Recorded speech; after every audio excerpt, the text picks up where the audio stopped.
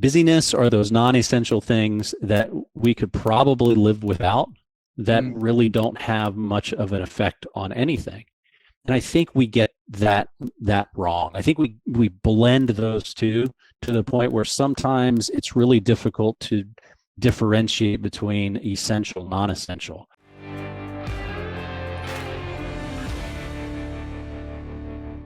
Well, welcome to the True Man Podcast. As I researched this week's guest and podcast, my curiosity was piqued by the word quest. And you'll understand that better in a minute. And as I looked at it, quest refers to a profound and purposeful journey or mission that individuals and businesses embark upon to seek something of great significance. And I have to say, just reading that made me feel excited, and I can't wait to learn more from today's guest. So welcome to the True Man Podcast, Dr. Ed Slover. He is the president and founder of Quest Consulting Service and Quest for Life. He's the host of It's My Credit to Take podcast, which is a great podcast. I had the privilege to be on a couple of weeks ago. So Ed, thanks so much for being on the True Man Podcast. It's great to see you again. It's great to see you, Mike. Happy to be here. Thanks for having me. Yeah. So Ed, such an easy word to fall in love with, this whole idea of quest. Maybe talk about that a little bit and where that comes from and why that is a part of you. How does that word quest come about? A pull from God. One of the things that I thought about over the years working in higher education. I just finished an 8-year stint as an associate professor of management and marketing at Grand Canyon University in Phoenix. I always thought about being a consultant, if for no other reason. It's really easy to become insulated in higher education. And with so much activity, so many changes going on in business and industry, my thought was, well, I'll become a consultant because I need to stay relevant for my students. Yeah. Mike, nothing ever came of it. I would have those thoughts and ideas, and then they would vanish. But in August of 2021, I walked into my living room and my wife was sitting there, and I'm like, darling, I'm feeling a tug. And she gets excited whenever I say tug or pull or nudge, because she knows Holy Spirit is directing this. And then she's like, well, what is it? It's time to start a consulting business. It's like, okay. And so we kind of brainstormed a little bit. And the first thing I wanted to figure out was the name. She and I literally went through every letter of the alphabet and brainstormed different names, and we get to Q. And right when we came across Quest, we knew exactly that's what that was. And it's interesting, if you look at the logo, it has a massive Q in the center of it. And then it has a tilted square around the Q. And on the right side of that, it's unfinished.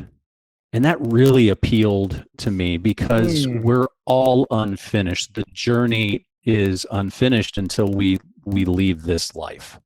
And so that's where Quest came from. Truly believe that it was inspired by God. That's funny. A lot of people would not know this. It's not a story I refer back to several years ago. Before I started True Man Life, I went through this whole idea of consulting, did a little business consulting.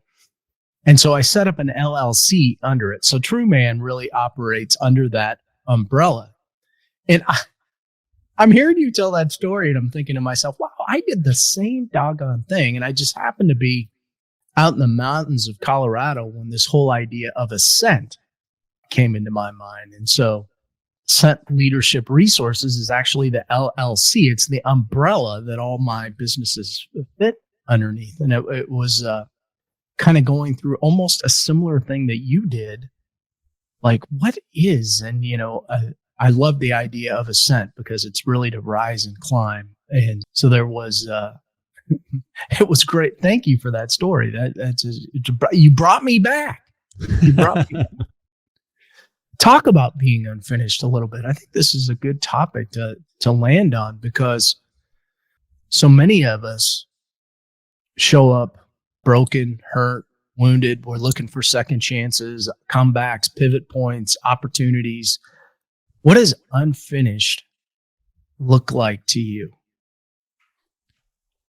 Unfinished really speaks to this idea that when we achieve any goals in life, or we close chapters of of this book of life, that's the launching pad for the next thing. It's interesting because if you look at some of the really profound things that we accomplish in our life, such as graduating high school, college, getting married, having children, retirement, all of those are really landing spots. And the joy that we experience in those moments is quite fleeting if we're honest with ourselves. And so we have the first side of this unfinished, knowing that whatever we achieve serves as the jump off point for the next thing that isn't finished until it's finished. The other is this recognition that when we look back at the process, that's where we find the joy.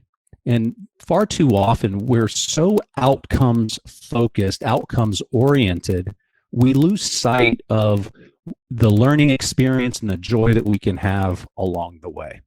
I agree with that 100%. So talk about that, because I commonly say to people, yeah, it's important to be goal oriented, but don't lose sight of the journey you're on. You'll miss something. The journey is equally as important as staying entrenched in the goal. So talk about the importance of process that people, what's a good way to say this, that people need to stay focused on. I like to break it up into two buckets. You have the outcome goals, which are self-evident, graduating high school, getting a promotion, whatever that is. That is really the North Star. Then you have process goals. Like, how are we going to go about reaching that North Star? And what are those timelines or stepping stones along the way that allow us to orient ourselves properly toward that outcome or the desired outcome? And in the midst of that, taking stock of how we're doing relative to our process, especially whenever we bump up against struggle and adversity, because very often the outcome goal is far off in the distance. If you have someone who wants to lose 100 pounds, that's an overwhelming mindset to have to deal with. But if we look at the process to say, hey, look, what can you do over the course of this next week or this next 2 weeks? It's almost a sprint mentality. And taking stock of how you did relative to what you set out to do. And what's interesting is when we stay more present, and that's sort of cliche nowadays, but when we stay more present in the process and pressure certain aspects of the process, it's remarkable that when we achieve the desired outcome, how fast it seemed to occur versus just simply living in overwhelm or feeling frozen that the goal that we ultimately want to reach is out of reach. Yeah, and that's what probably causes a lot of people to start. Now, you and I have just gotten to know each other over the last probably 3 or 4 weeks, so you wouldn't know this. Now, I have actually been, and it wasn't, I would not call it a weight loss journey. I just have gone through a detox program, and believe it or not, over the last 3 weeks, I've lost 17 pounds. Good for you. Which is amazing. I will say this. I did not set out to lose weight. There was a whole other reason why I was doing the program, which was health. Number one, I wanted to see if I could do it, right? I wanted to set a goal to go 21 days and see if I could go through this program. The side effect of that was losing weight. Now the feeling is, whoa, I feel pretty doggone good. Maybe this is a good place to be in. But within 21 days, I accomplished something. And not that I I would consider myself to be a very goal oriented person, but there was something, I don't know, incredibly tangible that happened within that 21 days of learning, not just the weight loss. Is this what people are missing? That they can set a short-term goal like that and pick up a quick win and to help them catapult forward in life. So much of it comes back to mindset. Whenever you think about it, your mindset was one where you wanted to see if you could do it. Yeah. What's interesting is the cascading effect that comes out of that. Clearly, you accomplished the 21 days, so you proved to yourself you can do it. But other evidence showed up along the way that proved highly beneficial, like losing 17 pounds. And now all of a sudden you feel better about yourself. You have more energy. And then you make different decisions by virtue of feeling better about yourself and having more energy. And it really feeds on itself. It's self-reinforcing in so many different ways. And now this can go the other way too, Mike, because if you took the next 21 days and said, you know what, I'm going to eat donuts, I'm going to be sloth-like, I'm just not going to do anything. Well, what do we expect is going to happen after that 21 days? So it's self-reinforcing either way. More specifically to your question, I'm all about racking up short-term wins in the pursuit of a longer-term goal. And sometimes what stifles us is we don't know exactly how that's going to show up. And so in that uncertainty, we freeze versus saying, you know what, maybe it's not quite my how. For example, with my consulting business, I didn't know where the clients were going to come from.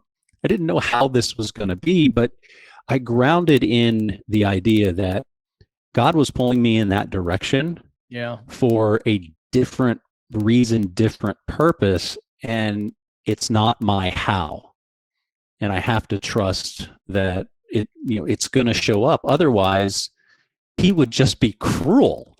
And neither you nor I believe that we have a heavenly Father that is that doles out cruel and unusual punishment. Yeah, definitely not. And I feel the same way that you did. And I guess I kind of have a similar story in my faith journey and doing what I'm doing. But talk about that a little bit, because my experience in talking with people is, yes, they have hope for a greater tomorrow, but that faith to do something like you're doing and go, gosh, I'm feeling that tug. Here's the direction we're going. Help people with that are struggling with, I think that's God's voice pulling me this direction, but I'm not exactly sure. Mike, it's a frightening place. It is. It's a frightening place. Let me give you a little bit of backstory. I didn't grow up in a Christian home. I didn't grow up in the church. My mom always had a relationship with Jesus. I knew my dad grew up Catholic. That was the extent of my exposure to God, outside of going to a couple of Sunday schools with friends and attending church when I was a teenager. My dad died when I was 13. He was 39 years old. He passed away of pancreatic cancer. And as you might expect, I was an angry young man through most of my young adulthood. And how I coped with that was reading as much material as I could get my hands on, particularly philosophy. Of all things, philosophy. I was literally the guy at the gym on the recumbent bike reading William James's Variety of Religious Experience. I suppose there's always one. There's always one. I was that nerd. Well, that's how I coped. But when you put an angry young man with esoteric types of concepts and you marry those two, and so you have an expanding intellect in addition to anger, Mike, I alienated a ton of people. Yeah. A ton of people. I had no qualms with tearing strips off of people if they dissatisfied me. And it wasn't until I had a conversation with one of my sisters and asked her, why don't we have a relationship anymore? And she looked at me and she said, because you're a jerk. Mm. And it was a light bulb moment. It was that she pulled that out of my blind spot, and it was exactly what I needed to hear. Well, over the years, I ended up backing off the whole alienation bit, but I ended up softening my heart because I just had more conversations with Jesus. I wasn't a churchgoer. I just had more conversations with Jesus. And over the years, particularly the last few years, I'm really conscious of engaging in practices where I can hear his whisper. And along with a variety of tugs.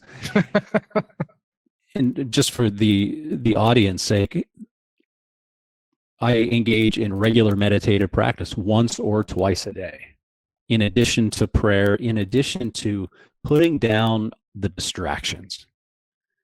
We all know that we live in a world that is chock full of things that divert our attention away from the things that matter most. Yeah.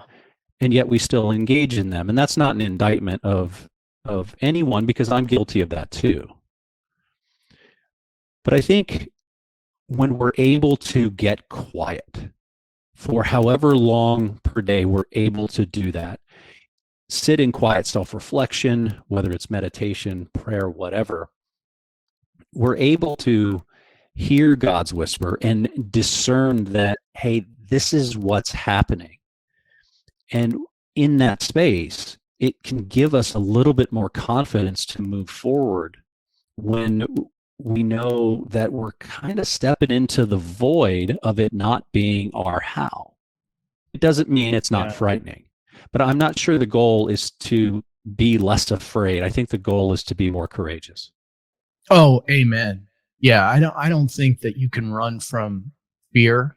I think when you go in search of your heart and the role that God plays in it, there's some scary things going on. And it's interesting because hearing you talk about hearing the whispers and being in the quiet and having those still moments. I go to a lot of men's events, and I know I was this guy at one point where I was like, man, I don't think I've ever heard God's voice. I don't know what that sounds like. I don't know what you're talking about. Is that a real thing? I mean, I was a Christian, but I'm like, I'm not hearing it. And I've heard a lot of other guys say the same thing. So talk about the importance of being still. Now, I'm a firm believer. I've since, heard God's voice, and I recognize it all around me in many different ways. But talk about that a little bit, how being able to be still, slow down, and be quiet is a great way to get in touch with our Heavenly Father.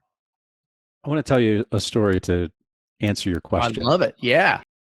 Because I believe that God speaks to us in different ways. I remember hearing years ago that God speaks to us in a way we can hear and understand.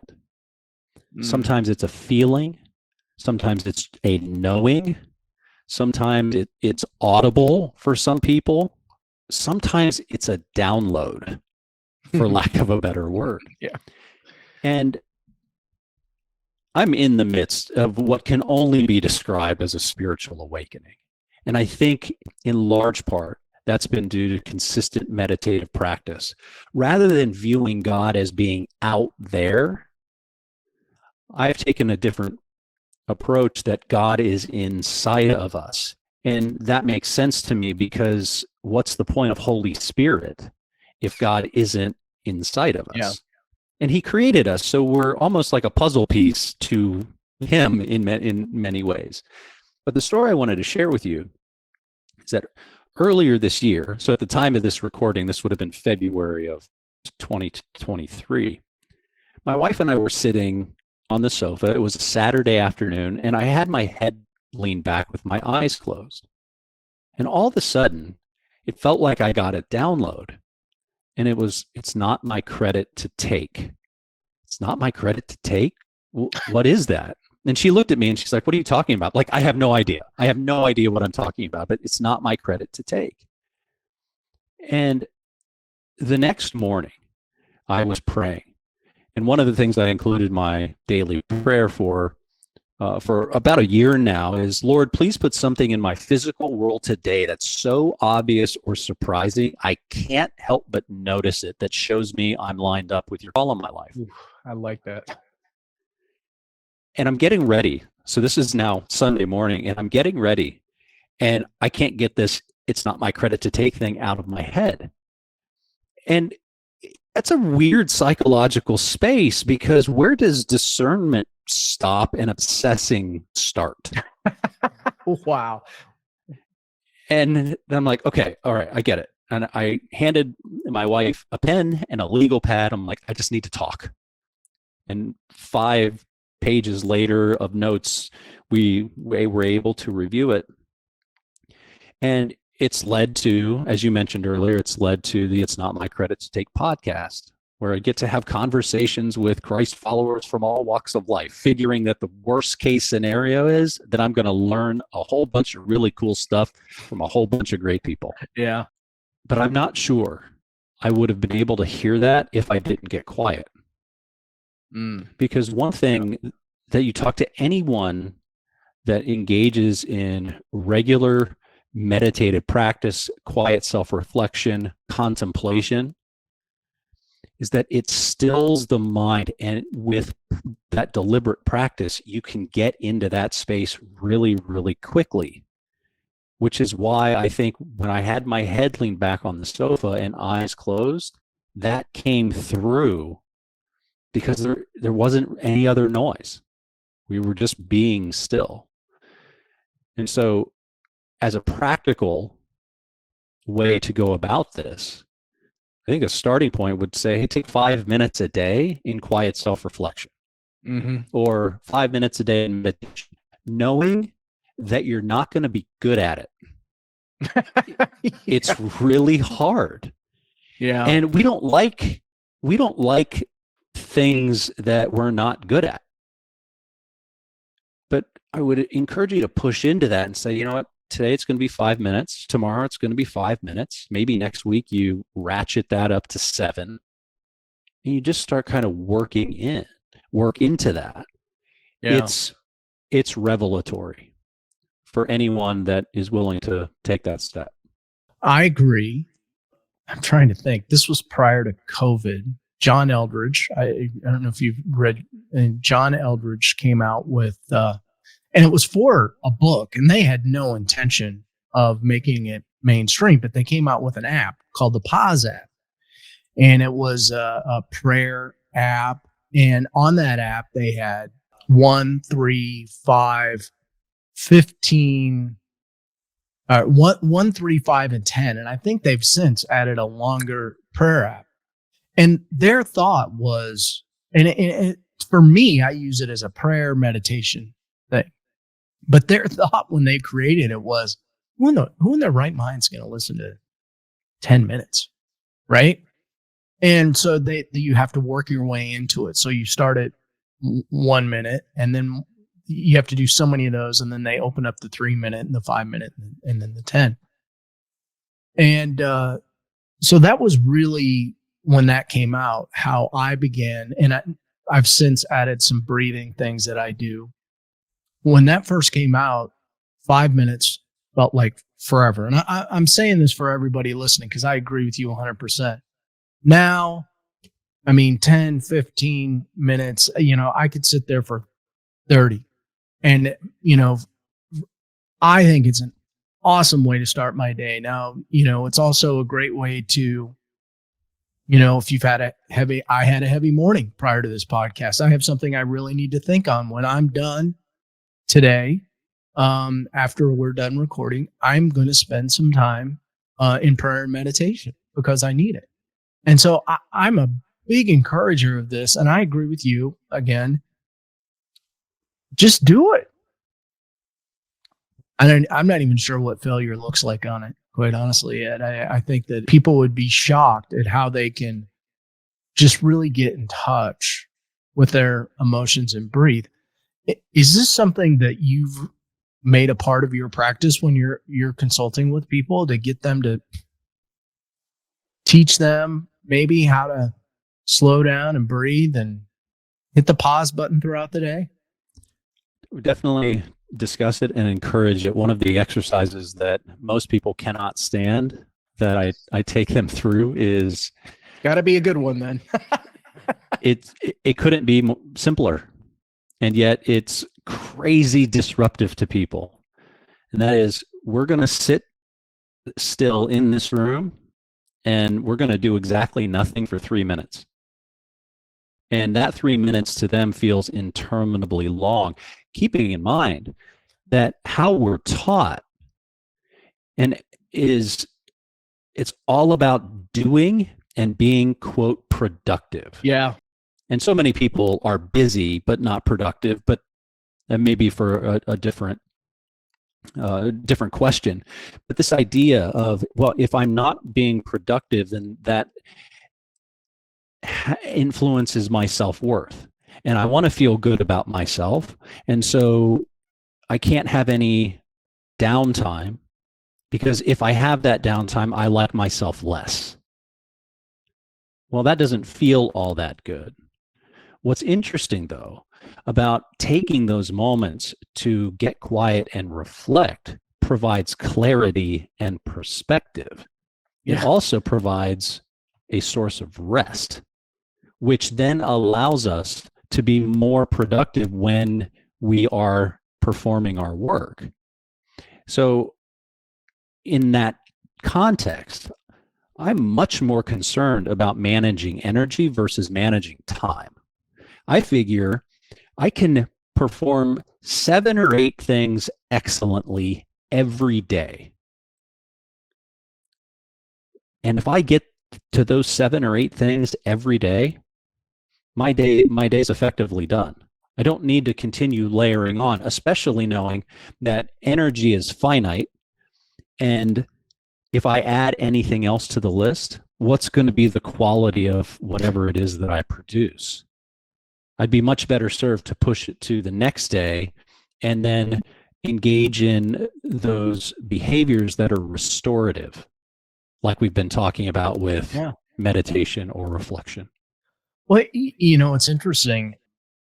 And I love talking about energy. I think energy is so important. I think that lends itself well to enthusiasm in life and productivity and all these things.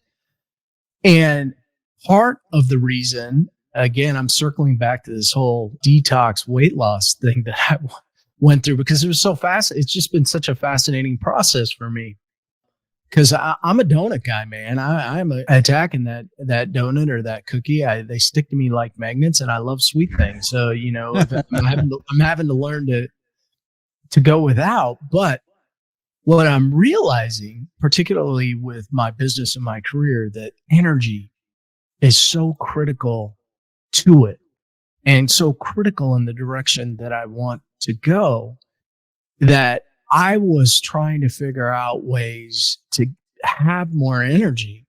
And what's interesting is that I'm getting everything out of this program and more than I thought was possible. So, for example, not only did I get the weight loss, an interesting side note is, and I wasn't having problems sleeping, but I'm sleeping better, which is fascinating. And I don't think we can underestimate how important our sleep patterns are to our energy.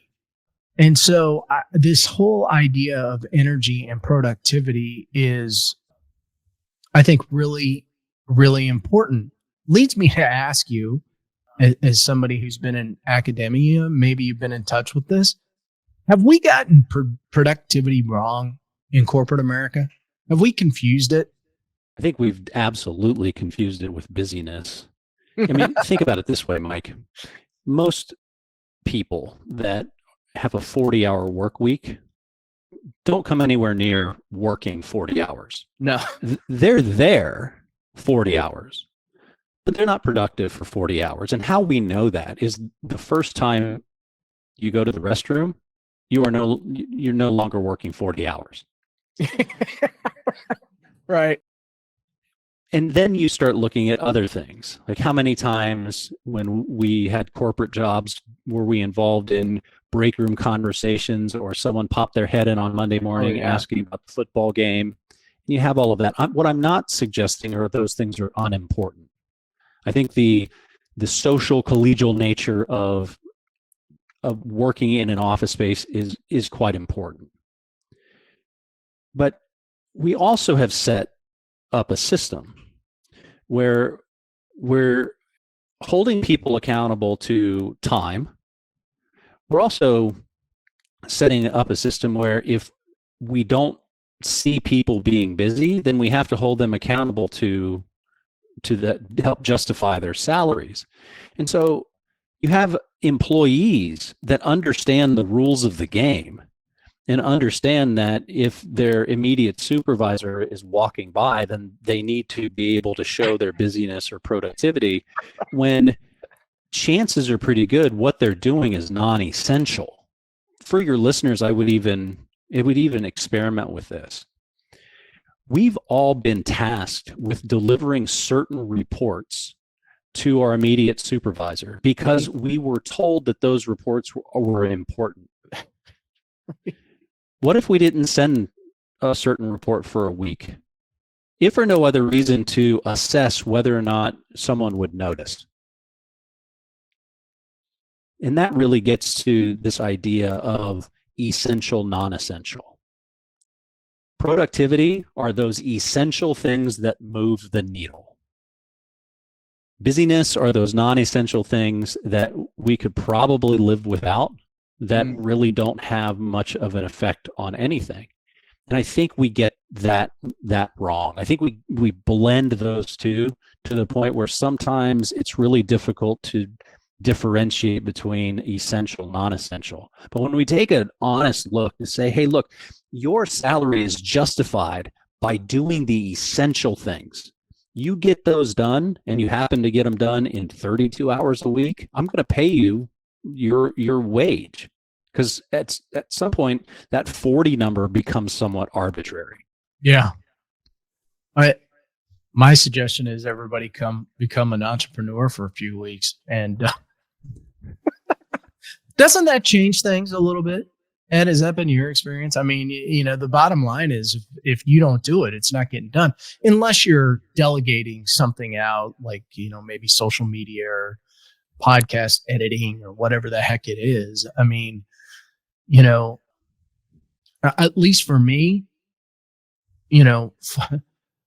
I laugh at 40 hours. Like one day seems to lead into the other, but I don't differentiate between really my business and personal life. They seem to just blend together because of what I do, which I'm fine with, by the way. But what's your experience as an entrepreneur? It's a little harder, isn't it? Yeah, and that's where I think managing time can get us into trouble, because oh boy, this as an entrepreneur as well as I do, that we think about it constantly.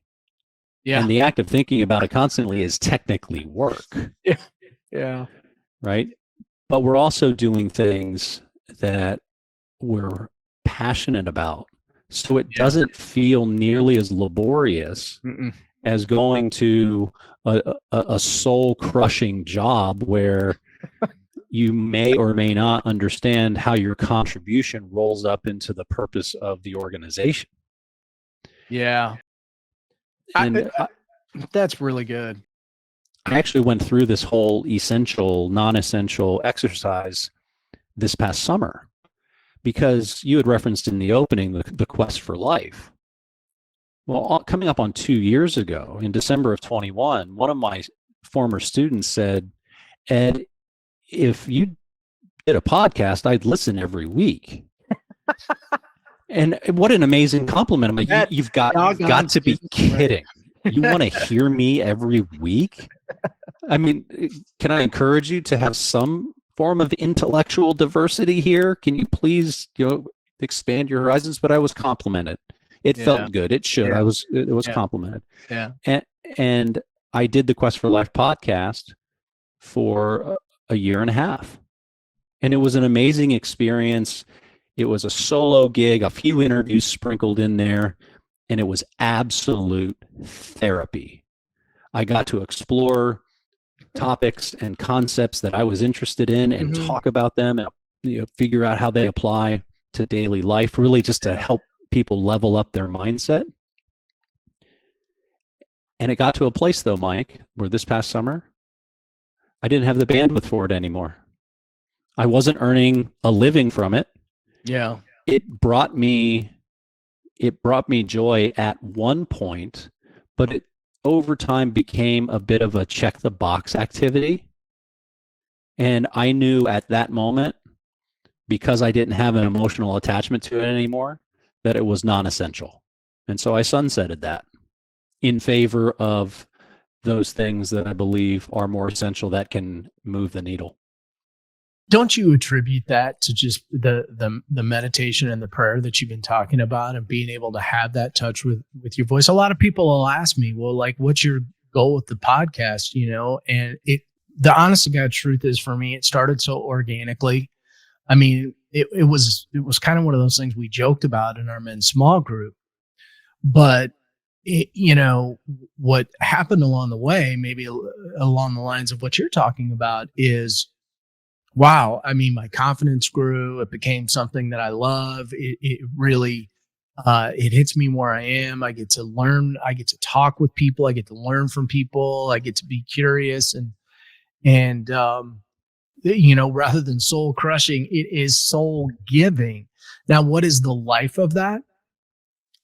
I have no idea. I just know God's got me right where he wants me right now. Will that change in the future? Potentially. But I know it's good. It's good right now. It fits my quest for life. In fact, we talked about a lot of things today. What is the quest for life? I love that idea. Good transition, right? What is a quest of life for life that you think, and I'm going to say men, because predominantly, I would guess, listen to this podcast. I know a lot of women do. So that's cool too. What do you think the quest for life for men out there, what are they missing in today's world? I think what they're missing is integration. Ooh. To become authentic gets used a lot, and I like that word, but to be integrated, which is to be whole. And if you think about this intersection between psychological, physical, emotional, and spiritual well-being, these aren't mutually exclusive things. No. And here's how we know that. You said earlier that you love donuts and cookies. Well, Who doesn't, right? right. Every bit of nutritional evidence that has ever been captured will say that refined sugars affect the brain. You have dopamine hits that rival illicit drugs. Mm-hmm. It changes the chemical composition of neurotransmitters, so it affects how we think. So all of a sudden, your decision to consume donuts and cookies over a period of time or in excess modifies brain chemistry, which modifies your psychology, which modifies your emotions. And I like to differentiate between emotions and feelings, because if you look at neurobiology, emotions are the neurochemical cocktail that gets released. Feelings are the physical sensations that we experience by virtue of that neurochemical cocktail. So another way of saying that is that we always emote first. And if what I said out loud just a second ago didn't trigger in you a physical sensation, the intensity of that neurochemical cocktail just wasn't that significant. Versus you're on a hike and you come across a big cat. You're going to have a incredibly intense neurochemical experience because you're going to feel instant fear physically. That's the feeling. And so you have this interplay of the decisions that we make that can affect the physical, which correspondingly affect psychological and emotional. And then if we don't integrate God into our lives in some manner, whether it's a men's group or going to church, or as we've discussed throughout the show today, getting quiet and going inward, then we find ourselves out of balance and we're not an integrated whole. Now, make no mistake, we're going to come across periods in our life of imbalance. Yeah. I mean, if you think about the idea of work-life balance, it's great in concept, but sometimes we have to step up at work and work more.